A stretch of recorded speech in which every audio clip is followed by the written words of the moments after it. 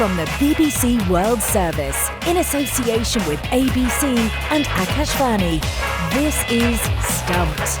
Hello and welcome to Stumped, your intercontinental hit of news, features and debate from the quirky world of cricket. I'm Alison Mitchell and I'm back in London now after being out in the Caribbean and of course in the USA for Stumped. I was then commentating on the T20 World Cup for the television, which was great fun, even involved me getting on a bucking bronco at one stage. Oh, what you do to make good television. But it is nice to be home as well. And of course, still with cricket to come. It's Jim Maxwell for the ABC in Sydney, in my cave, staying up to watch all sorts of things, football and a bit of cricket from the Caribbean. Yes, there's always a bit of flavour about the activity of the crowd, the atmosphere around the game. And that's been good. The rest of it, well, I think Australia's lost, haven't they? I think they've come home. Got news for you. Yes, they have, Jim. Hello, this is Charu Sharma for Akashvani. Glad to be back on one of my favorite shows with some of my favorite people. I've returned after some big globe trotting around the world, but I'm back, happy to be back in India. Although I'm trotting still, I'm in North India, in Chandigarh, one of the finest cities in our country, for the closing stages of what is fast proving to be one of the finer T20 tournaments in India, the Sher-e-Punjab T20 cricket. Of course, I've been keeping a very sharp eye on the goings-on in the T20 World Cup. I'll tell you what, it's nice to all be back together again, isn't it, after a little while? Later on this show, we're going to ask what now for Australia's men after their exit, yes, Jim, their exit from the T20 World Cup. And we'll also hear from Netherlands all-rounder Sijbrand Engelbrecht, who's retired from international cricket. But yes, South Africa's men have finally made it into a first ever World Cup final, and it was a rout against Afghanistan in their semi-final in Trinidad. They'd made it to the semis of the T20 World Cup only twice before, but that was like a different generation. The most recent was a decade ago in 2014 when they made it to the semi but then lost to India. South Africa have lost 5 semi-finals in the 50-over World Cup as well. So, Charu, it is pretty significant for them that they have finally made it to the final here. Well, I'm really happy for them because I remember so many times on Stumped or elsewhere in life, we talk about the decline of South Africa cricket and all that choker tag and this, that, and the other. It's all negative. And the fact that they don't have a fabulous set of players coming through. But for them to be in the final of an ICC tournament after, as you said, a very long time, it's just, I feel really happy for them. They're a very, very good unit, no doubt. And of course, their performance against Afghanistan, I suppose you can blame the pitch on it, but they've had a very good run in the World Cup and they are, to my mind, extremely well-oiled right now. Yeah, and I did quite a couple of their matches out in the Caribbean. And yes, they won ultimately now 8 out of 8. And they were clinical against Afghanistan in that semi with bowling them out for just 56. And yes, the pitch was up and down, wasn't it? But yeah, I saw them in a number of tight games during the tournament. Jim, what have you made of their World Cup journey? Because, yeah, they won all those games. They actually, it feels now as if they finally put a complete performance together against Afghanistan. It's when you win your games that matter. And they won a couple of close ones against Bangladesh and Nepal. But this game was, well, as you said, the pitch, it wasn't a very satisfactory surface, which has actually been one of the highlights of this T20 World Cup, and the variety of surfaces that teams have played on. So, unlike most T20 franchises where batsmen can go berserk with short boundaries and flat pitches, not in this World Cup. And they bowled superbly, far too good for Afghanistan, and they rolled into the final comfortably. But it's, as I say, it's where you win your matches. Given the structure of this tournament, you don't get much value for finishing first or second, it seems, coming out of the first round. It's what happens next. And for South Africa, they've kept on winning somehow, and they might win the whole thing, which would be a wonderful advertisement in many ways, I suppose, for the World Cup, and certainly for South African cricket, which has been spasmodic in recent years. Yeah, and there's always been things going on in the background around selection for South Africa teams as well. Playing-wise, Charu, I just wonder who has particularly stood out for you from this South African team? Well, they're faster bowlers for sure. I think Noche has had a fabulous run, 13 wickets so far or whatever. But Rabada too is bowling extremely well. I think he is one of the finest fast bowlers in the world with a lot of variety as well. The spinners have been, well, when called upon, doing the job. Keshav Maharaj has done well. Shamsi's done well by wrapping up the tail. And so the bowling, and Jansen, I thought when he started out in international cricket was going to be one of the finest in the world. So I think the bowling unit is in fabulous shape. It's just that batting has been a little up and down. But you can't argue. I mean, Markram may not be the quickest, but he's their skipper. And he did win that Under-19 World Cup for them. Quinton de Kock came good yesterday and a couple other times. So, yeah, I think it's a very, very good unit. And I think their confidence levels are very high. Yes, they had a wobble or two. You mentioned that, Jim did. But could they be, to use an old cricketing or sporting cliche, peaking at the right time? Okay, next on Stump, let's touch on some of those teams who got knocked out of the World Cup at the pointy end, just missing out on the semis. Australia, Jim, back-to-back defeats in the Super 8s, first to Afghanistan and then to India, which saw them ultimately head for the exit. At one point, they were favourites to win the whole thing, weren't they? So where, for you, did it start to go wrong for them? Dropping catches. That's where it went wrong. They dropped catches in the game against Scotland when they fielded less than their number one team. And they scraped through there. Not that it mattered at that time in terms of where they sat in the tournament, but in the two crucial games against Afghanistan and India, they spilled some chances, and that cost them dearly. It's also a bit of ageism in the side, I suppose. You could say that about it. You wonder on those dodgy pitches that they played on whether or not a combination of Steve Smith's craftiness as a batsman and sure-handedness as a fielder may have been an asset in there. That's been a bit retrospective, but I think there's going to be a bit of a clean out. I mean, obviously Warner's gone. There'll be a few others who won't be playing in the next tournament, including Marsh perhaps. But Australia is at a point where you can see this ageism having an effect on their performance. It's becoming a little bit more erratic, even going back to losing a test match to the West Indies at home recently.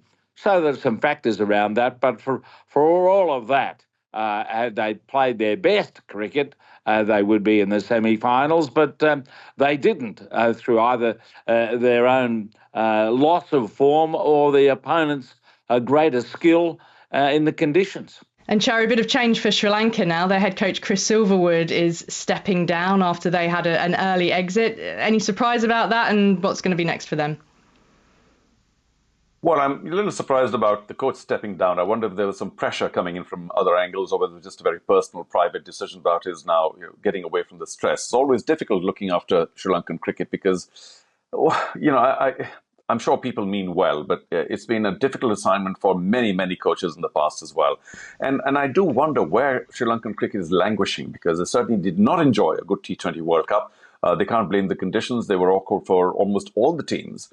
And for long now, Sri Lanka has been faltering, except at home, and test matches have been faltering at T20 in the 50-over World Cups and other tournaments for very long now. So, whether it's just the coaching setup, that's only one important angle, but it's much more the leadership of the cricket board that's required to bring Sri Lankan cricket back to where it was, say, even 20 years ago. I fear for them, though, because there's nothing fabulously new coming out of Sri Lanka. No, it's a terrible statement to make, and I apologize to Sri Lankan cricket fans, but we haven't had the big heroes coming through. No, Jake Fraser-McGurk or none of the other young Turks coming out in many other parts of the world, or Shamar Joseph, as you mentioned earlier on.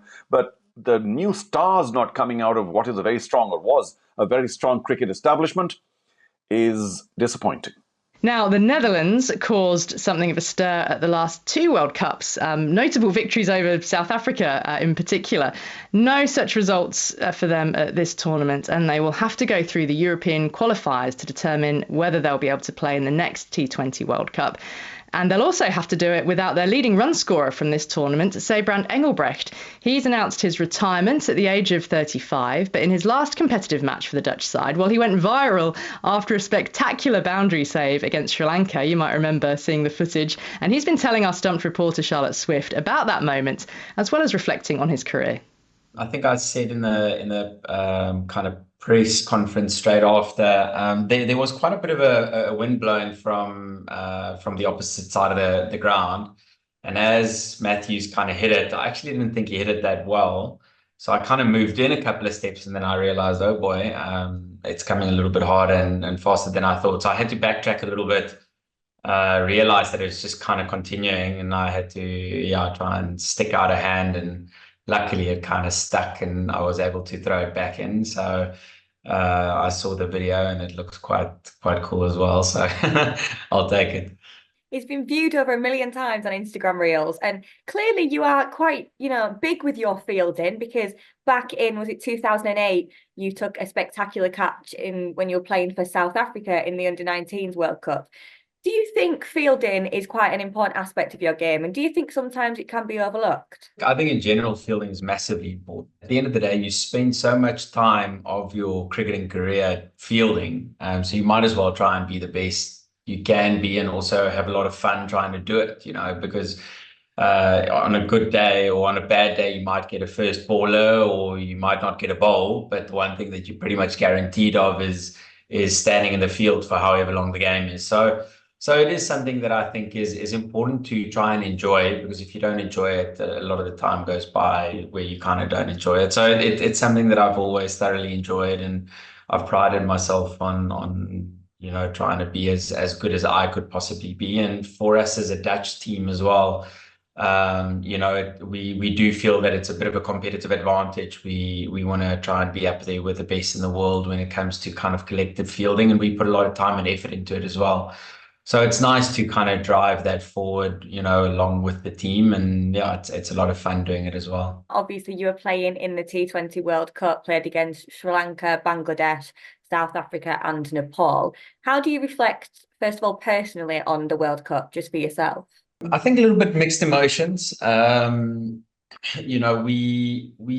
over the last, let's call it 18 months since kind of the new leadership group took over, I've only been a part of the setup for, let's call it, the last 12 months. But there's been a lot of emphasis and a lot of training, a lot of specificity around the way that we went about things, with an eye on this World Cup and to try and get into the Super 8s. So kind of if you look at that, probably a little bit disappointing the way that we played. We just didn't manage to string enough good habits and good kind of overs and spells together for long enough to give ourselves a chance. It was an amazing experience and something that I'll always remember.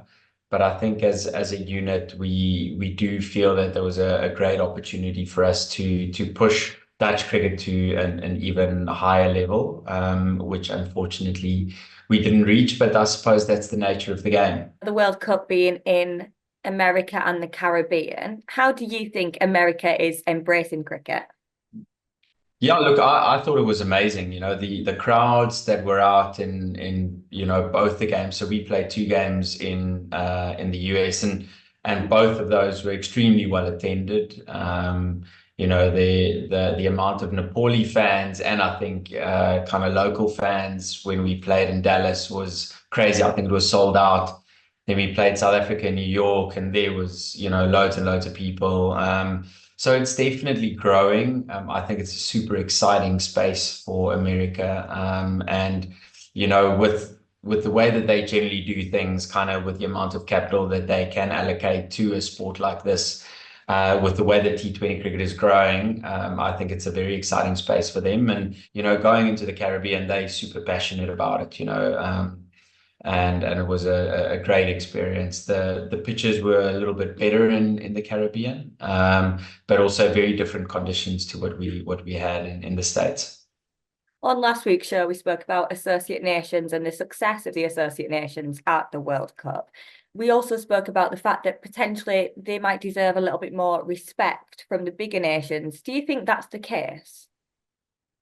I don't. When we play against some of the bigger nations, it doesn't feel as if they're taking these games for granted. I think T20 cricket has shown that on the day any side can win.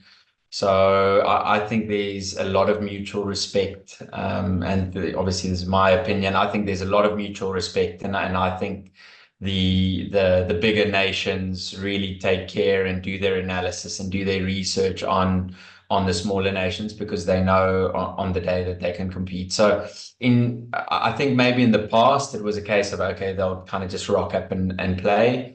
But I think, over the last couple of years, the world has gone a lot closer together, especially in the T20 format. And personally, you've announced your retirement at the age of just 35, so you're still very young. What prompted you to make that decision?